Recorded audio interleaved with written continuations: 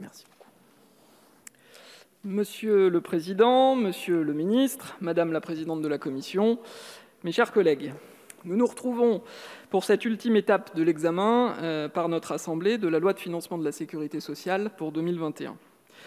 J'ai eu l'occasion, à chaque étape, en première comme en nouvelle lecture, lors de nos débats comme dans mon rapport, d'exposer longuement son contenu. Je n'y reviendrai donc pas ici de manière détaillée. Chacun connaît ses dispositions phares, le ministre vient à l'instant d'en parler, la prolongation des mesures de soutien à l'économie par des exonérations ou l'aide au paiement et l'activité partielle, la structuration et le financement de la 5e branche, l'investissement sans précédent pour l'hôpital public, la revalorisation des rémunérations des personnels hospitaliers, des EHPAD, des services d'aide à domicile, ou encore la mise en place d'un congé de paternité plus long avec 7 jours obligatoires. Je souhaiterais en revanche souligner ici ce qui me semble la grande leçon de ce PLFSS pour 2021. Ces avancées illustrent en effet, à mon sens, ce qui, dans cette période difficile, est de nature à donner de la perspective et de l'espoir. Nous n'avons pas cédé à une forme de torpeur ou de sidération que la crise que nous vivons aurait pu engendrer. J'ai, au contraire, le sentiment que nous avions trouvé les ressources pour continuer à faire avancer notre projet pour la sécurité sociale en suivant 2 idées forces. La première, c'est que face à la crise, notre modèle social, avec son équité, sa souplesse et son expérience, porte en lui une partie importante de la réponse pour redresser la situation. La seconde, c'est que pour avancer, il a besoin de se réformer et de se projeter sur le long terme, avec des structures, des logiques et des dispositifs qui s'adaptent aux réalités d'aujourd'hui et de demain.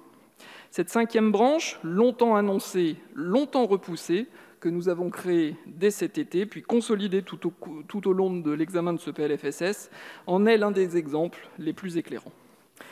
Nos débats ont d'ailleurs montré le fort soutien dont bénéficiait ce projet de loi dans notre Assemblée, malgré les désaccords qui ont pu s'exprimer clairement et sincèrement, soutien et désaccords qui s'exprimeront probablement à nouveau dans cette dernière discussion. Je retiens aussi des moments de consensus plus larges sur certains sujets, y compris sur des amendements venus de la majorité, mais aussi d'autres groupes, à l'image des dispositions qui ont enrichi le texte pour renforcer la lutte contre la fraude sociale. Ils sont tout l'intérêt du débat parlementaire, auquel chacun ici est naturellement attaché. En tant que rapporteur général, je mesure parfaitement les qualités de l'exercice qui consiste pour nous à examiner les lois de financement de sécurité sociale. Elles sont immenses. Parmi elles, il y a évidemment le fait que nous puissions nous approprier non seulement des chiffres, des prévisions, de recettes, de déficits, de l'ONDAM, des autres objectifs de dépenses, grâce à une information financière de grande qualité, mais il y a avant tout le fait que nous puissions débattre de ce que nous voulons pour notre système de santé, pour l'accès aux soins, pour l'autonomie, pour la famille, pour les retraites, puisque c'est ce que la sécurité sociale façonne au quotidien. Ce moment PLFSS demeure donc pour moi, et je pense également pour beaucoup d'entre vous et nous, un moment indispensable pour notre Assemblée, un temps d'une densité politique et technique particulière, un temps qui nous permet de prévoir, mais aussi à bien des égards de construire l'avenir de notre protection sociale. Mais c'est aussi en ma qualité de rapporteur général que je constate les limites de cet exercice. Elles sont réelles. J'en citerai 2 à titre d'illustration. Les délais, d'abord, pour examiner le projet de loi de finances cette année ont suscité à juste titre quelques émois.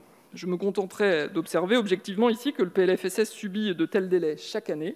C'est pour cela que je souhaite que nous puissions trouver en bonne intelligence avec le gouvernement les moyens d'améliorer les conditions de nos discussions afin de nous donner à tous plus de temps pour lire et mieux amender le texte. Je pense aussi que le débat pourrait gagner en exhaustivité. Certains sujets hautement sociaux échappant encore au périmètre des lois de financement de la sécurité sociale, nous aurons probablement l'occasion d'en débattre avec la Commission des affaires sociales dans les mois à venir. 25 ans après la création des lois de financement de la sécurité sociale et 15 ans après la dernière grande réforme de leur contour, il me semble temps de remettre le métier sur l'ouvrage, fort de l'expérience qui est désormais la nôtre, et de nous interroger ensemble sur les moyens que nous pourrions trouver pour en améliorer l'exercice. Vous voyez donc que cette loi de financement de la sécurité sociale pour 2021, par son contenu, par l'exercice démocratique qu'elle constitue, nous invite d'ores et déjà à nous projeter dans un avenir que nous espérons tous meilleur, un avenir que nous ne pourrons qu'améliorer en votant ces dispositions, ce que je ferai pour ma part avec beaucoup de fierté.